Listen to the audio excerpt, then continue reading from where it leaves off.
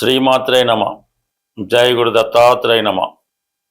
ఈ వీడియోలో మనం వృశ్చిక రాశి వారికి సెప్టెంబర్ నెల మాస ఫలితాలు పరిశీలిద్దాం. మరి ఈ సెప్టెంబర్ 2వ తారీఖు నుంచి వృశ్చిక రాశి వారికి 12వ స్థానంలో శుక్రగ్రహ ప్రవేశం. అంటే మీ జీవితంలో ఒక కొత్త వ్యక్తి ప్రవేశించడం జరుగుతూ ఉంటుంది. అదే మగవాళ్ళైతే ఒక స్త్రీ మీకు పరిచయం అయి మీ జీవితంలో ప్రవేశించడం జరుగుతుంది. దానివల్ల ఆర్థిక పరంగా చాలా నష్టాన్ని ఎదుర్కోవలసి ఉంటుంది. అయితే అది మీకు ఆనందాన్ని కలిగిస్తూ ఉంటుంది. ఎన్నో రోజులుగా ఎన్నో సంవత్సరాలుగా మీరు ఎవరి కోసం అయితే ఎదురు చూస్తున్నారో, ఎవరితో కలాలని ప్రయత్నం చేస్తున్నారో వాళ్ళు మీకు ఈ సమయంలో మీ జీవితంలో ప్రవేశించడం జరుగుతుంది. మీరు వారి కొరకు కొంత ధనాన్ని వెచ్చించడం, కొన్ని సౌకర్యాలు కల్పించడం జరుగుతూ ఉంటుంది. ఎంత ధనం అయినా కూడా మన వారి కోసమే ఖర్చు పెడుతున్నాం కదా, మన సంతోషం కోసమే ఖర్చు పెడుతున్నాం కదా అన్న ఆనందంలో చాలా వరకు ధన వ్యయం జరిగే అవకాశం ఉన్నది. ఇక ఆదాయపరంగా చూసుకున్నప్పుడు ప్రస్తుతం ఈ సెప్టెంబర్ 7వ తారీఖు నుంచి బుధుడు మీకు 11వ స్థానం అయినటువంటి కన్యా రాశిలో ప్రవేశించబోతున్నాడు అష్టమాధిపతిగా. అంటే మీకు వృత్తిపరంగా కానీ వ్యాపార పరంగా కానీ రావాల్సినటువంటి ధనం రావడం జరుగుతుంది. ఒక ఆకస్మిక ధనలాభం లాంటిది. అది ఏదైనా చిట్ ఫండ్లో అవ్వచ్చు, ఇన్సూరెన్స్ ద్వారా అవ్వచ్చు, మీ యొక్క తల్లిదండ్రులు బంధువులు ఎవరన్నా మీకు కొంత ధనాన్ని బహుమతిగానో గిఫ్ట్గానో ఇవ్వడం జరిగే అవకాశం ఉన్నది. అలాగే వృత్తిపరంగా కూడా ఆదాయం పెరిగే అవకాశం ఉన్నది. అలాగే కొన్ని కొత్త ఉద్యోగ అవకాశాలు కానీ ఆదాయ మార్గాలు కానీ కనబడే అవకాశం ఉంది. సెప్టెంబర్ 7వ తారీఖు నుంచి బుధుడు మీకు లాభస్థానంలోకి రావడం, అలాగే అప్పు కూడా చాలా ఈజీగా పడుతుంటుంది. కంప్లీట్గా ధనం ఎంత కావాలంటే అది రుణ రూపంలో కూడా వస్తూ ఉంటుంది. మరి ప్రస్తుతం మనకి సెప్టెంబర్ 17వ తారీఖు వరకు దశమ స్థానంలో రవి దిగ్బలుడై ఉన్నాడు. అంటే ప్రభుత్వ అధికారులు అవ్వచ్చు, రాజకీయ నాయకులు అవ్వచ్చు, ఒక కార్యకర్త అనొచ్చు, ఏదన్నా చాలా స్ట్రిక్ట్గా ఉంటారు. ఎక్కడికి వెళ్ళినా మంచి రెస్పెక్ట్ పొందుతూ ఉంటారు.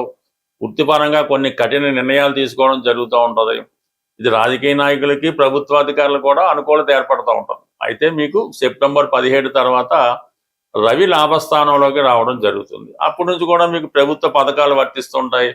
ఉద్యోగపరంగా ప్రమోషన్ లాంటిది వస్తుంది, అదనపు ఆదాయం లభిస్తుంది, తండ్రి గారి సహకారం లభిస్తుంది, పిల్లల సహకారం లభిస్తుంది. అయితే మొత్తం మీద మరి లాభస్థానంలోకి గ్రహాలు 2 రావడంతో డబుల్ ఇన్కమ్ లాగా ఉంటుంది. మొత్తం మీద ఓవరాల్గా ఖర్చు అలాగే ఉంది, అలాగే ధన వ్యయం కూడా అలాగే ఉంది, లాభం కూడా సేమ్ అదే రావడం జరుగుతుంది. ఇక ప్రధానంగా ఏంటంటే కుజుడు ప్రస్తుతం అష్టమ స్థానంలో ఉన్నటువంటి కుజుడు కొంత ఇబ్బంది పెడుతూ ఉంటాడు. బంధు విరోధాలు వస్తుంటాయి.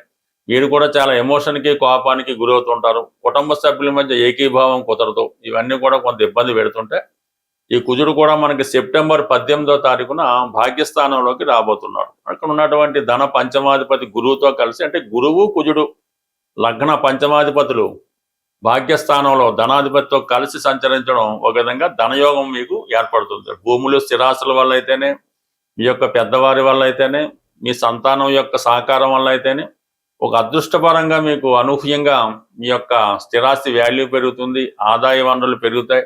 మీరు కూడా చాలా కాన్ఫిడెన్స్గా ధనాన్ని సంపాదించే ప్రయత్నంలో చాలా విజయాన్ని కూడా పొందడం జరుగుతుంటుంది. ఓవరాల్గా వృశ్చిక రాశి వారికి కుజుడు ఎంత బలంగా ఉంటే వీరు అంత స్పీడ్గా అంత టాప్గా వర్క్ చేస్తుంటారు. కుజుడు ఏ గ్రహంతో కలిస్తే ఆ భావ ఫలితాలు మీకు అనుకూలంగా రావడం జరుగుతుంటారు. కాబట్టి మరి ధన పంచమాధిపతిగా పిల్లల యొక్క అభివృద్ధి, వ్యక్తిగతంగా మీలో ఉన్నటువంటి టాలెంట్కి తగిన గుర్తింపు, మీ వాక్చాతుర్యానికి తగిన ప్రాధాన్యత, ఇవన్నీ కూడా ఏదైనా వృశ్చిక రాశి వారికి చాలా గ్రహాలు సహకరించడం జరుగుతుంది ఈ వారంలో. అయితే ఎట్టి పరిస్థితుల్లో కూడా మీరు ఈ ఖర్చుల విషయంలో మీ యొక్క జీవితంలో ఏదైతే పొందాలనుకున్నారో అది పొందే విషయంలో పొందినప్పటికీ కూడా అది ఫ్యూచర్లో కొంత ఇబ్బంది కలిగే అవకాశం ఉంటుంది. కాబట్టి అది చూసుకోండి.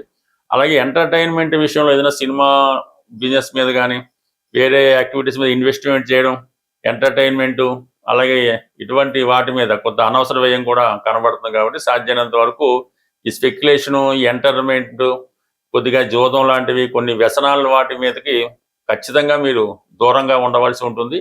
అవి మీకు టెంపరీగా ఆనందాన్ని కలిగించినప్పుడు కూడా తర్వాత అది కోలుకోని విధంగా మీ జీవితంలో నష్టపెట్టే అవకాశం ఉంది. కాబట్టి ఏదైనా కొన్ని విషయాల్లో చాలా జాగ్రత్తగా ఉండండి. పరిచయం లేని వ్యక్తులతో చాలా వరకు జాగ్రత్తగా ఉండండి. ఎవరికైనా షూరిటీ పెట్టే విషయంలో కానీ, కొత్త వారితో పరిచయం పెంచుకోవడం కానీ, ఏదైనా వాట్సాప్ వీడియో కాల్స్ మాట్లాడినప్పుడు జాగ్రత్త వహించడం మంచిది. లేని పక్షంలో ఏదో ఒక స్కామ్లో మీరు ఈ సమయంలో ఇరుక్కునే అవకాశం ఉంది. జాగ్రత్తగా ఆలోచించడం మంచిది. బట్ ఏదైనా చతుర్థంలో రాహు కూడా కొంత అటువంటి స్ట్రగుల్ని కలిగిస్తుంటాడు. అలాగే మరి ఈ యొక్క వ్యయస్థానంలో ఉన్నటువంటి శుక్రుడి పైన రాహు యొక్క దృష్టి కూడా పడుతుంది. కాబట్టి కొంతమంది వ్యక్తులు మిమ్మల్ని బ్లాక్ మెయిల్ చేయడం కానీ, మిమ్మల్ని వాడుకునే ప్రయత్నం జరుగుతుంటుంది. కాబట్టి జాగ్రత్తగా ఆలోచించి నిర్ణయం తీసుకోండి. ప్రధానంగా మన సెప్టెంబర్ నెలలో సెప్టెంబర్ 12వ తారీఖు వరకు శ్రావణ మాసం, 12 తర్వాత భాద్రపద మాసం. ప్రధానంగా ఇప్పుడున్నటువంటి సమయాన్ని బట్టి శ్రావణ మాసంలో స్త్రీలు కానీ పురుషులు కానీ శ్రావణ మాసంలో వచ్చే ప్రతి మంగళవారం లేదా ప్రతి శుక్రవారం మీ సాంప్రదాయాన్ని బట్టి ఏదైనా ఒక అమ్మవారి ఆలయాన్ని దర్శించి అమ్మవారికి కుంకుమార్చన కానీ, అలాగే పసుపు కుంకాలు ఇవ్వటం కానీ, ఈ విధంగా అంటే ఇంట్లో వీలైన వారు ఇంట్లో చేసుకోవచ్చు, లేని వాళ్ళు ఆలయంలో చేసుకోవచ్చు. కంప్లీట్గా ఈ మంగళవారం శ్రావణ మాసంలో వచ్చే మంగళవారాలు చేసుకోవడం వల్ల రుణ బాధలు పరిష్కారం అవుతాయి. వివాహం కాని వారికి వివాహం జరుగుతూ ఉంటుంది. అలాగే శుక్రవారం చేసుకోవడం వల్ల శ్రావణ మాసంలో అది సౌభాగ్య యోగాన్ని, ధనాన్ని, సంపదని ఇవ్వడం జరుగుతుంది. ఇంకా ప్రధానంగా మనకి భాద్రపద మాస ప్రారంభంలో వచ్చే వినాయక చవితి, ఇది 100% ప్రతి వారు చేసుకోవాల్సింది. అంటే మీరు చేస్తున్నటువంటి పనులు మధ్యలో ఆగిపోతున్నా, అసలు జీవితంలో ప్రోగ్రెస్సే లేదు అనుకున్న వాళ్ళు మీ స్థాయిని బట్టి ఈ వినాయక చవితి చేసుకోవడం వల్ల, లేదంటే సమూహంగా వినాయక చవితి చేసే చోట కూడా మీరు వినాయకుని శ్రద్ధలతో చేసుకోవడం వల్ల, వినాయకుని యొక్క నిమజ్జనంలో పాల్గొనడం వల్ల ఈ ఆటంకాలు, సంకటాలు తొలగి పూర్తిగా ముందుకు వెళ్ళడం జరుగుతూ ఉంటుంది. ఇంకోటి ఏంటంటే ప్రధానంగా ఈ సెప్టెంబర్ 27 నుంచి అక్టోబర్ 10 మధ్యలో అంటే మహాలయ పక్షాలు, దాంట్లో పితృపక్షాలు అంటారు. ఇది జీవితంలో చాలా ఇంపార్టెంట్.